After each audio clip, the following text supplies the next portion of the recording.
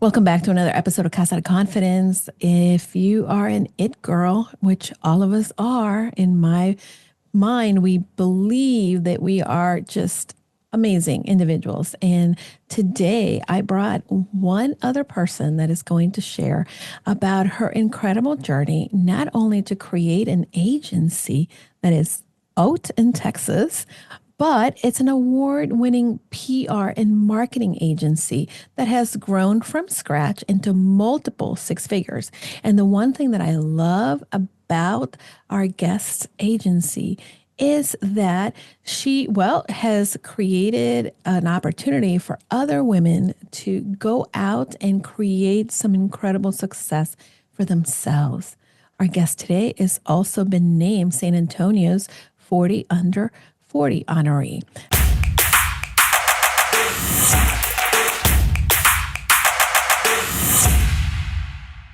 Welcome to the show, my friend. Let's say hello to Aquila.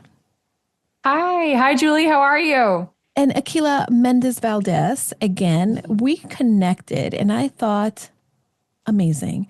I love everything that you're doing. I love your brand. And we were speaking before we jumped on that her brand is so apparent, not only in the way that she carries herself, but her office. And if you go into her website, which we'll have in the show notes, you will see that her personality and her passion for just everything chic is coming through. Now, were you always an it girl, chic, and into all these amazing, glamorous things that you are doing for yourself, but also helping others with, which is more importantly? Right. Yeah. No, definitely not. I think, when I was growing up, I was very much a tomboy. I was super focused on volleyball, played in the college level. And then when I met my husband was actually when he was much more into like, let's get dressed up. Let's, be, pulled together. He just loved like fashion and that kind of thing. And so I think he was really who initially encouraged me to start, paying attention a little bit more. I was definitely the girl who went to, all of my college classes in sweatpants and never thought another thing about it.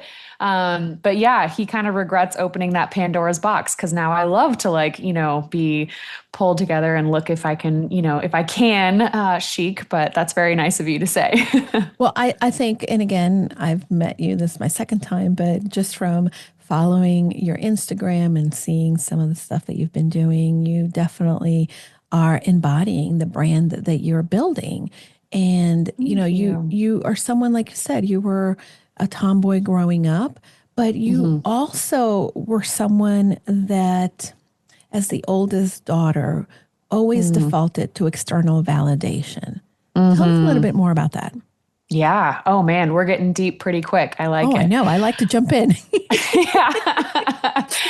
No, I think, not only am I the eldest daughter, but I was one of six kids. So the fact that you're sort of, trying to compete more or less, like I said earlier, I, come from an athletic background too. So I think that competitive nature can definitely flow over into, okay, am I, the sibling that's getting the most attention or, doing well in mom and dad's eyes. And so I was definitely very motivated from a young age to make sure that I was, following all the rules, doing all the right things, very, straight A student. And I think, as you become an entrepreneur, that serves you well to push you to be the best and to, have a very, high standard of what we expect, as far as quality of work and things like that. But I do think you have to kind of come into your own a little bit and understand that, all right, you have worth, whether or not you're, super productive and achieving, at a high level every single day. And maybe it is okay to take a break and breathe and kind of have a moment to reflect every so often. So that's been a journey for sure. No, and as an older child, that sounds very familiar to me. And I think that as a founder, it's definitely one of these qualities that we are these high achievers, and competitiveness serves as well, but also could be an Achilles heel if we allow it to. Yeah. What have you found is the challenge as a founder when it comes to actually imposter syndrome, feeling like we can do it, or actually Mm, doing it in basking in the accomplishment as opposed to moving on to the next thing? yeah. Well, I think, for sure, in particular, female founders and women business owners, we tend to hold ourselves to that very high standard. And we tend to really focus on there's always somebody ahead of me that I'm looking at, and I'm trying to, catch up, catch up, catch up, catch up, and aim for something, which is, again, is great. But I think that can lead to burnout because it's never ending. There's never a moment where you feel like you've made it and you Mhm. can, take a breath. And so for me, I think I have a very high competitive drive, but I've tried to start focusing more on it's just me versus me and Mhm. improving my own business and my own team and my own processes, so that I feel like I'm just doing the very best that I can, and I'm Mhm. not necessarily like looking to my left and to my right, because that's absolutely a recipe for exhaustion and overwhelm Yeah. and frustration, because there's always somebody bigger and better and Yeah. doing it, differently than you. So Yeah. yeah, I think that's been a learning curve for sure. Yeah, and it's definitely a lesson that, comes full circle multiple times, and we have to learn the lesson in different ways. And the Hmm. more that we grow and the more that we are experiencing different things. I love that you say, Yeah. kind of staying in your own lane, because that's what I see a lot in my clients, that as soon as they start comparing and despairing, that really creates this barrier for them to continue to move forward and accomplish the Hmm. things that they've set out to do. Yeah. And I think sometimes you lose sight of the fact that there's so many people watching you do what you do that are excited for you, proud of you, looking up to you and how far you've come. Mhm. And so if you're only looking ahead and watching other people, you kind of forget that you've got this whole other audience Yeah. that is just happy for you and excited for Yeah. you. And if you're not kind of also taking those moments to soak in that joy and that sense of accomplishment, you're kind of missing the point, right? 100%. 100%. Now, you started your PR and marketing agency, and certainly you're helping a lot of individuals grow in their authority and presence. But I'm curious, what was the path that led you to start your own agency? Yeah. Well, I started, in college. I was a journalism major and switched to PR pretty early on. I kind of got ahead of the game and realized it wasn't going to be the best industry for work-life Mhm. balance and all of that. So I said, okay, let's switch to PR. And I was really fortunate to get a job out of college with another agency here in town in San Antonio. And I was working for them. They were great, wonderful, still, keep in touch with them to this day. And, it, I think, got to a point where I felt like, okay, if I'm going to be working this hard, and if I'm going to have two daughters now, I was at a point Mhm. where, my oldest was a couple years old. I was pregnant with my second daughter. That was for sure the push that I needed to feel like, okay, let's give this entrepreneurship thing a go. It was not something that I initially set out like Mhm. I'm always, in the mindset of becoming a business owner someday. But I think it's hard once you do get a taste of that entrepreneur life and that, Mhm. setting my own schedule, being in charge of my own, client base and who we Mhm. bring on and who we work with. That is I would have a very hard time giving that up. So Yeah, it's we'll very see. addicting. Yeah. Last Friday, and I take Friday afternoons off. I don't do, I wrap up my week. I go through my plan for the week, see what I accomplished, and review a couple different things. But then I go, and it's my Friday afternoon. And last week, I not only went to the spa, then I met a girlfriend for an early dinner, late lunch, and I was so grateful. We sat outside, it was gorgeous. And it was one of these days that you just think, boy, am I lucky. And I Mm, don't think, as I kept thinking about this, it wasn't necessarily luck, it was just the discipline mm, that I've invested and the hmm. intentional margin that I created to be able to do Right. that. Now, not Right. everybody does that, and especially women founders tend to work a lot because we feel that we have to, in some ways, prove ourselves. Mm, Did you hmm. go through something like that as well, trying to prove yourself?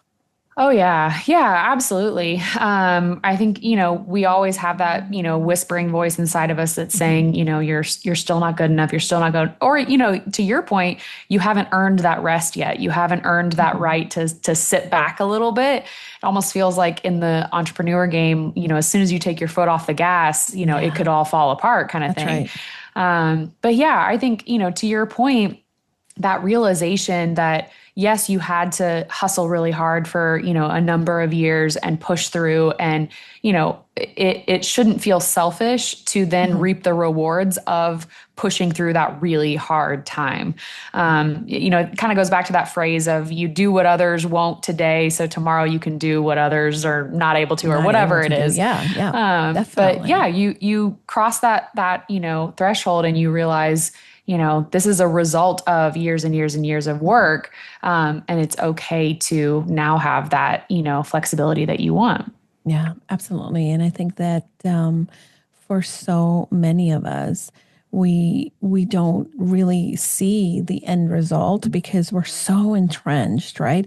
But we got to remind ourselves that there is that place where we are going to have to take our foot off the gas and maybe reap the rewards, but also then start to leverage the expertise of others because we can't do it all.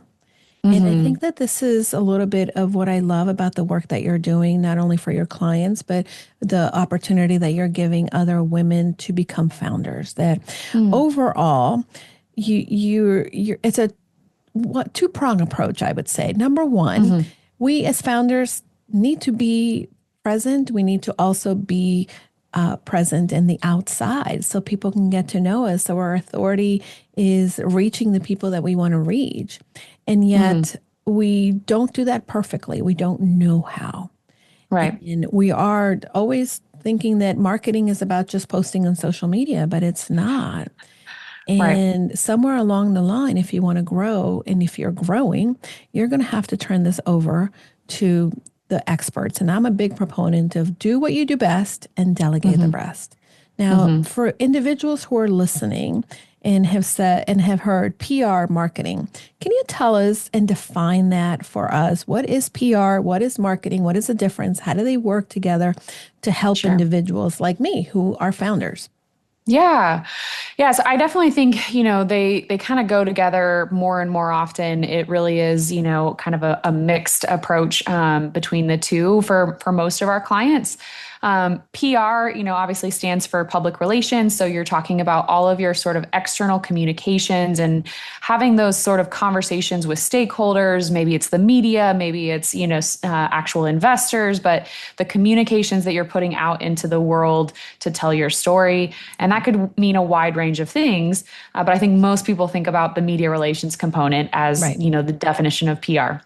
Yeah. Marketing, on the other hand, can be a little bit wider of a definition where we're talking about everything from your branding, your actual like physical marketing materials, you're Hmm. talking about your social media presence, you're talking about paid advertising opportunities.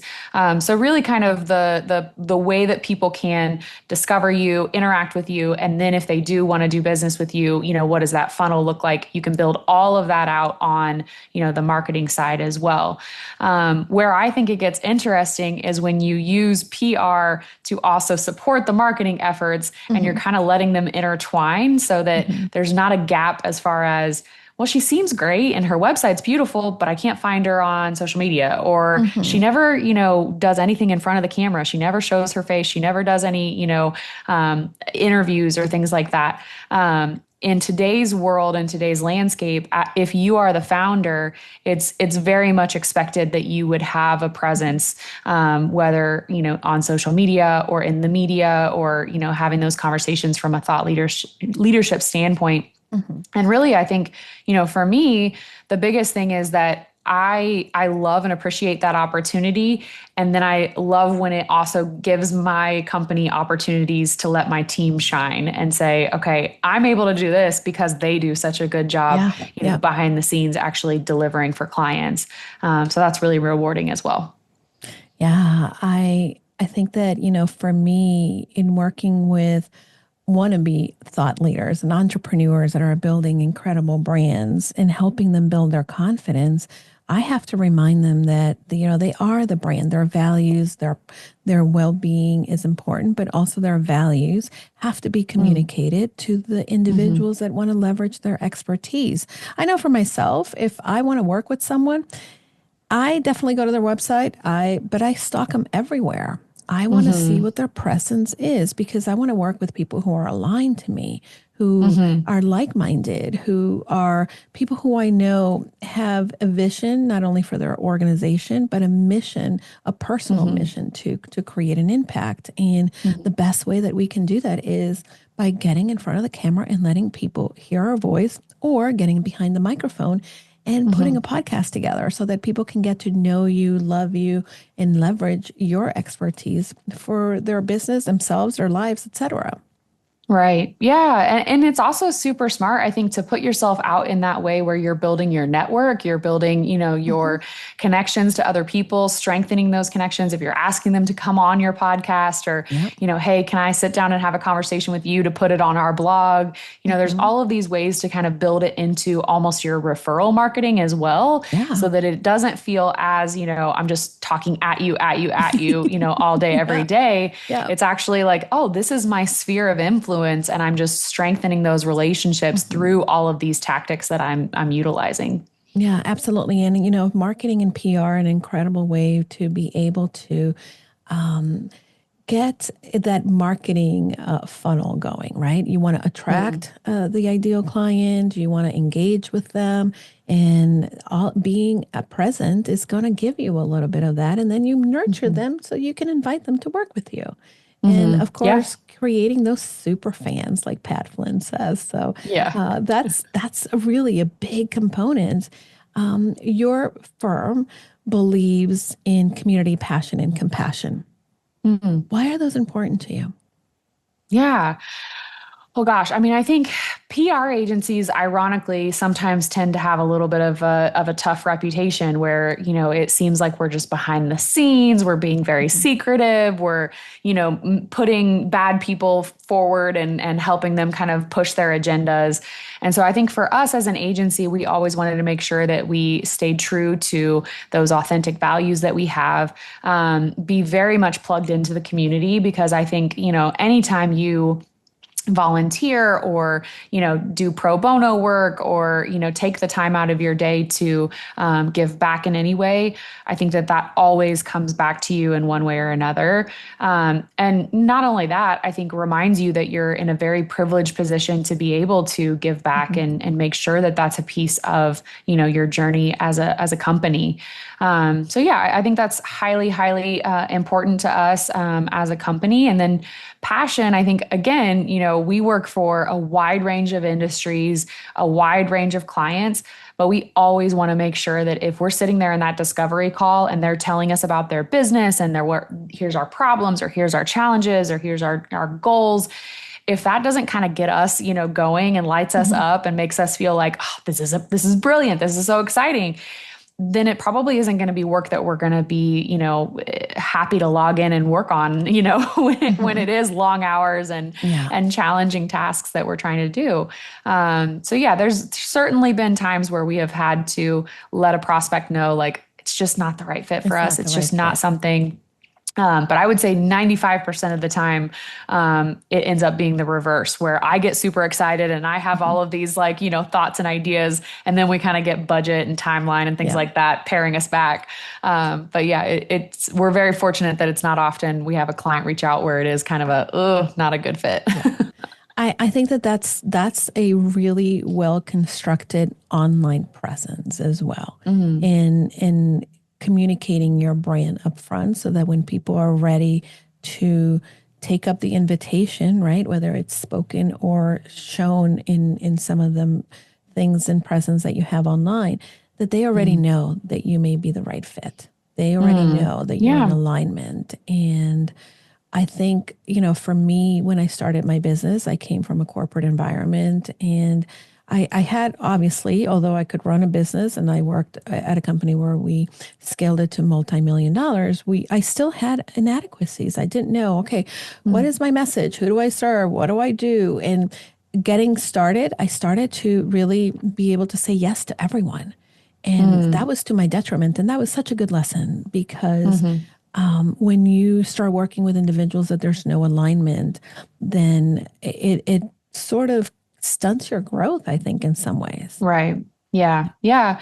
And I think from a tactical perspective too, I think a lot of people want to sort of put out their menu of services and here's the list of everything I can do. But what I find actually drives the best fit as far as client is when we put out more of our case studies and actual like the story of how we helped somebody and what their business was and why we were able to step in and make an impact, because that really paints a picture for people of, okay, I see exactly how they could plug in versus here's a list of all the things we do. And then I'm kind of sitting there trying to figure it out on my own.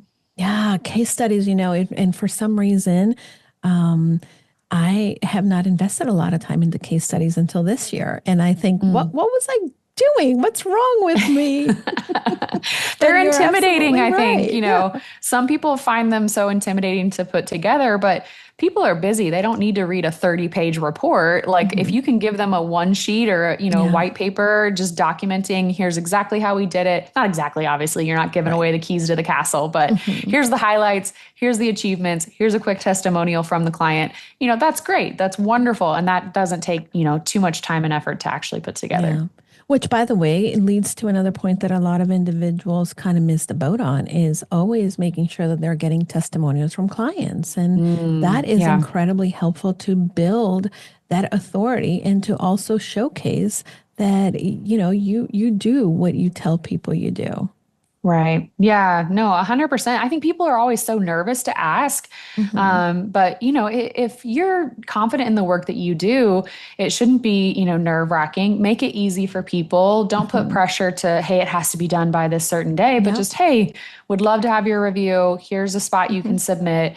Thank you so much. And then I think it's always surprising how many people are happy to do it. It really is not a high level ask. So go for it. I love that you said make it easy for people. I use Senja, it's Senja, and I just send them the link and they can either record a video or it has some prompts that it asks them, answer these things. And I love that. It makes it so easy. And then the thing that I love as well, I don't have it integrated with our website, but you can integrate it in your website. So there's like a little wall of testimonials that can be there. And I think that, again, when I go to a restaurant, I want to know what people's experiences were. So I certainly know that when working with individuals, that's also the first thing that I'm looking at. What did it look like when they worked together? Yeah, I love the aspect of incorporating video. I think that's always going to be a much more compelling way to share that for sure. Yeah. And again, one of the reasons why your face out there is very important because video is going to be compelling. People can connect to that. And if you're looking to grow your brand, that's a really great way to also be able to do that. Yeah, absolutely. I totally agree. Yeah. For individuals who are not sure where to start when it comes to PR and marketing, what would be the process? What is it that you do specifically with clients to kind of guide them if they're brand new to the PR and marketing realm? Yeah. Well, that teed up wonderfully a service that we actually offer. So I'll take advantage of that if I can. Yeah, of course. We offer on our side a 30-day PR and marketing master plan program. And so that is exactly what you're talking about, where somebody's kind of sitting there thinking, and a lot of times I think when entrepreneurs come to us, they say, well, we tried this, we tried this, we tried that, and I just don't know what's working and why, why don't we have a true strategy? Why do we just keep throwing spaghetti at the wall? And so that 30-day PR and marketing master plan is really designed to back all the way up with them and look at their goals, look at their vision, look at their mission, look at, the actual revenue numbers they want to be hitting. And then let's dig into, okay, what tactics, from a PR perspective and from a marketing perspective, do we actually think are going to help us achieve these goals that we've now laid out? And I think it's surprising sometimes how many small business owners will just pick one tactic and hope that it does everything they're, expecting for their overall kind of marketing goals. So we really love going through that process with clients. And then I think the added benefit is once we present that plan to you, it's yours to do with what you will, and we will give you the full budget and say, here's exactly what we recommend. But if you want to do that completely, with your internal team or yourself or however, you're welcome to do that. Or we've also had plenty of clients say, okay, great, thank you for the plan. We can handle these pieces internally, but now we want to hire you guys for these other pieces that we feel like we can't do. That's great. So it's a great way to get to know clients and help them kind of feel like, okay, I actually have a roadmap. I actually know where we're going in the next month, quarter, year, and then go from there. Yeah, very similar to that, and I think that that brings a lot of value to people. When people want to start a podcast, that's exactly what we do. We give you a 30 Yeah. day, and you can do it on your own. You can do it yourself. We'll point you in the right direction, or we can do part of it, none of it, some of it, or all of it, which again, everybody's in a different place, but really people need a roadmap, and giving someone a roadmap is an important part of building a relationship and trust as well. Yeah. And it really does, I think, give us a chance to kind of date the client and say, Yeah. okay, if we work together for the next, 30 days Yeah. and we still like each other at the end of it, absolutely, let's jump into managing your 100%. social or doing this and that for you. Yeah. So yeah, it's been very helpful on that side as well. And I think, to your point, like it's all about building a way to work together that makes the most sense for them so that they feel comfortable, they don't feel pressured, they don't feel scared of how much they're investing. Because we get it. We are small business owners as well. It does feel scary to make that investment sometimes. So we want to do it in a way that makes the most sense for you. No, absolutely. And again, I love the aspect that you yourself are a founder, a small business owner, and you understand some of the same roads that people are walking through. Now, give me a scope of what you offer, because you talked about so many different things. And I think that if someone is looking, they may not realize that some of the services that you offer are integral to that PR and marketing. Sure. Yeah. So I would say we kind of fit into, three major buckets. Probably first and majority of our clients are social, digital, all of that side of marketing, whether it's organic or paid. We do a lot of managing social accounts for clients. And then the second bucket would be that media relations, the PR side. Most of our clients, I would say, do a combination of those two things. And then we also have clients that we do what we call community programming. So are we helping you plan events? Are we helping you, step in and speak on stages? Are we helping you find, events that are already going on or conferences that are already going on where you need to be, kind of get you in the right rooms, if that makes sense. Yeah. And then we always get asked about things like websites, branding, SEO.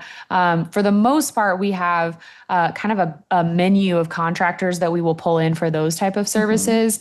And really, it's mostly because it doesn't make sense for us to employ one full-time person who has one way of doing it and one price point when we could have contractors that they do, different platforms that they feel comfortable with. They have different price points that they charge. So we can kind of plug clients into the right fit for them while we kind of help manage things from a strategic level. So it's not as stressful as going out and finding a brand new person to do that other piece of their marketing plan. Yeah, it's so good, so good. And I think that I love the thought that you have to be able to create space for people to then leverage your expertise in different levels, but you're also forging relationships with other people to, collaborate. And I think collaboration is a great way to build a business. Yeah. Go Yeah. And ahead. I think when we were building the agency, we intentionally didn't want to become just another big over, bloated kind of traditional agency where we have a million staff members and, charge way, way, way more than we need to. So I think keeping it very lean and mean and pulling in, contractors as we need them and as we, know that they're a good fit for clients, provides that small business owner with a great result and a great product without kind of that traditional agency, price point. Yeah. Well, and of course, this leads me to the other conversation that I want to have with you, because you started something that I think is incredibly brilliant. I think a lot of women don't see this as an opportunity. And I could probably talk to you all day about this. One of the companies that I grew through and I worked for was a franchise company. And franchising is something that is underestimated by individuals. Now, you launched your brand as a franchise. Tell me more about that. Yeah. Well, it was really, kind of the same COVID story that everybody has coming into 2020 and feeling like, okay, let me just like back up and evaluate, my entire life basically. But there was so much in the news at that point about women leaving the workforce, women being the ones who had to take on the brunt of, if the kids are home, I've got to be the one who stays home. I've got to be the one who cuts back on my career, to be able to manage, all of this while the world was, going crazy. Hmm. And so that just broke my heart that we Yeah. still in 2020, had this shift backwards of women just Yeah. saying, I can't do this. I can't find a way to make it work.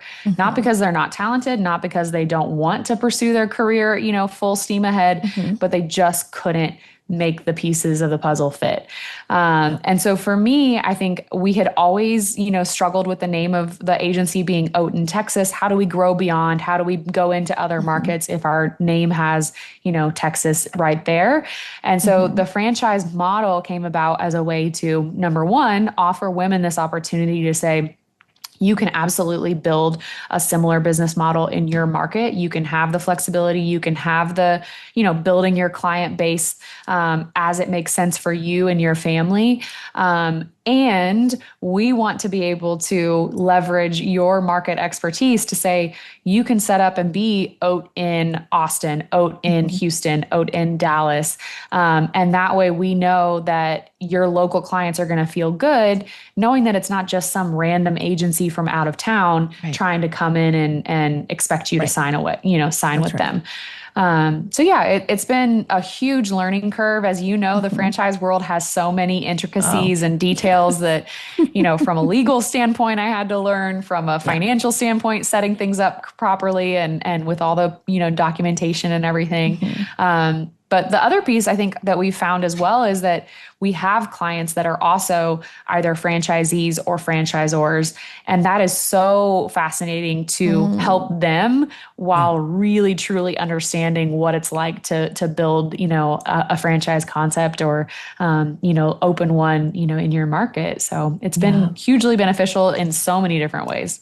Well, I love this, and for me, I joined the company in nine no 2000, early 2000, and I was with them for many years, and I was really impressed. I never worked for a franchise before, right? Whether it be a fast food franchise or whatnot, but I was really Yeah. impressed that individuals can come in and they want to have a business, they have some capital, but they don't have to reinvent the wheel. They just Mm, kind of, if they're the right fit and everything aligns, then they can actually take their expertise and put it into something that they love to do, and they get that support from how hmm to do this, how to do that. And again, they're not swimming and drowning on their own. So I think that it's hmm a really great way of expanding or starting a business as well. Now, Yeah. Yep. what do you wish you knew before starting a franchise? Oh my gosh. I Because you talked think, about money, you talked about the finances, yeah. but yeah, Yeah. I'm It's curious. kind of like when people say, oh, I want to start a nonprofit, and everyone in nonprofits is like, no, don't do it, don't do it. Mhm. No, I think for me, I wish I would have followed my instincts from the beginning Mhm. that marketing our franchise through the traditional franchising routes was not going to be effective. I think I was Yeah. following the advice of, Hmm. the franchising company that helped us set Hmm. up the Yep. franchise. And they said, okay, great. You're finally up and you're live. Here's Hmm. all the ways that we market our franchise concepts. And they were really giving me the options that totally fit if you are, a restaurant concept or Hmm. your, business services Yep. concept as far as like a, more traditional kind of business that would go into franchising. Yep. And so we did, expos, like setting up a booth at franchise expos. We did like digital marketing on, your Facebook and Instagram and stuff like that. And it just didn't come close to driving the right prospects our Oh, way. 100%. I could see that. Yeah. You're like, I duh, totally Aquila, see why that. did you? Haven't been to the franchise expos, right? Yes. And I think that that's the one thing that I love that you I guess have recognized. And Yes. your Yeah. best way of drawing the right fit to your franchise to become franchisees is finding people that are like-minded like you, and they're not hanging out, Yes. right? And that works for Right. us as well as business owners.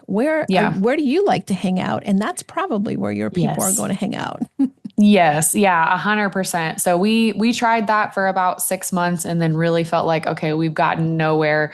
And then pivoted to say, okay, let's change things up a little bit. We know that our franchisee in an ideal scenario would have a little bit of PR and marketing Hmm. experience. Right. And so what we did was actually hire a headhunter. She went into our first market of Austin that we knew we Hmm. wanted to go into, and she did the recruitment process to reach out to these individual women that we knew based on their profiles. Hmm. This looks like somebody who would actually be a great fit. And so, yeah, I think having the, eventual courage to go a different route and take a different Hmm. path has been great. But it didn't come without its, missteps and Right. failures along the way for sure. And again, I'm so grateful that you're talking about this, because sometimes, again, I could log into your website and see all the pretty and wonderful, and it's important to Hmm. be able to normalize for others that even when you're seeing all the great stuff, there is some work behind the scenes. There are some Yeah. lessons that we've had to learn, and Yeah. get up from the stumbles that come Yeah. along, and you cannot avoid. You're going to Right. hit that, but it's important to learn to stand up and do so right away. Now, you Hmm. mentioned individuals who have a PR background. Who else would be someone that you feel may be a right fit for working and or owning a franchise? Yeah, I think it has to be somebody who's not afraid of the new business development side. Hmm. If you kind of want to just be able to sit back and let the business come to you, I think that's a little bit, naive to think that Yeah. a business is just going to stand up on its own without, Yeah. you having to be out there in the community, Hmm. hustling, doling out the business cards, making Yeah. those connections. And so I think that, again, we want you to have a little bit of experience in the PR and marketing so that you understand the deliverables and what's expected, and be able to speak to it in those sales conversations. But you are going to have to be, the business development side, Hmm. starting out. And so Yeah. I think having somebody who doesn't feel like that's, it's kind of like public speaking and sales always go hand in hand as like the most terrifying things to do in the business world. Yeah. But if that's not intimidating to you, then I think, the sky's the limit with a franchise concept. So yeah, just finding that balance, somebody who knows, how to be professional and present themselves well and communicate really, really well. But then also is ready to get out there and be very much self-motivated for sure. Hmm. Yeah, self-starter is key when it comes to owning your own business and being a founder. Now, from the start of the first conversation to a discovery day to actually being up and running, what is the timeline typically for someone? Yeah. Well, the nice part is that, again, we're not requiring you to have like a physical build out of a retail location Hmm. or anything like that. So I think sometimes that slows down, Yeah, some other it sure concepts where does. they're Yeah. waiting on the permits, waiting on all the things. Yeah. Because for us, our startup costs are pretty minimal and you can really be, up and running fairly quickly. I would say, from discovery day to signing to training, all of that, we could probably have you up and running within like 60 to 90 days. But It's amazing. it's a slow, the franchise sales process is a very slow process. People Yeah. really want to know what they're getting themselves into before Right. they, sign that contract. So yeah, as fast as they want to go is really how fast we can move. Hmm. But it's been so much fun getting to, I think, refine our processes and Hmm. systems because we Yeah. need to be prepared for that franchise growth. And so it's definitely pushed us to get better in that department, just to make sure that we serve our franchisees well as well. And I think that, having that goal and plan is very, very crucial. Now, Mhm. individuals who maybe are intrigued by this whole franchise concept, Mhm. I want to make it clear also that there is an investment up front. Is Mhm. it a huge investment? Is it a small investment? Is it an Yeah. in-between investment? Right. Yeah, so the franchising world, typically people will have their set franchise fee and then they have their royalties that are, the percentage over the Hmm. course of the business. Our franchise fee is pretty middle of the road. We're at Hmm. 30,000 Yep. for our franchise fee.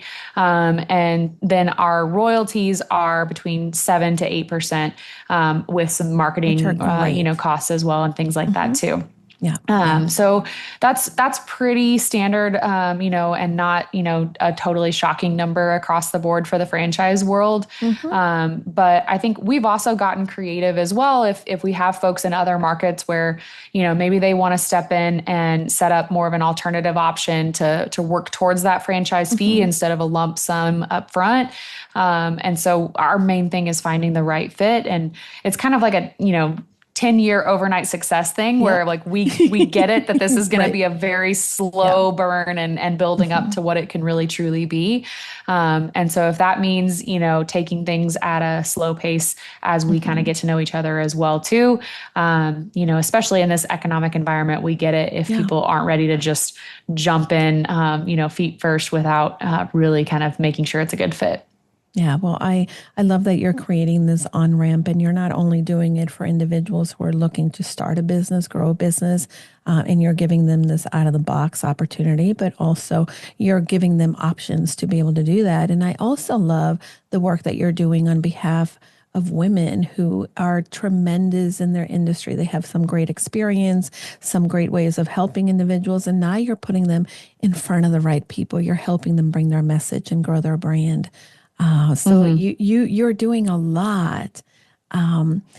If someone is listening and maybe they have toyed with the idea of putting themselves out there, or think that PR in marketing is out of their reach, what is their first step to maybe inquiring and partnering with you?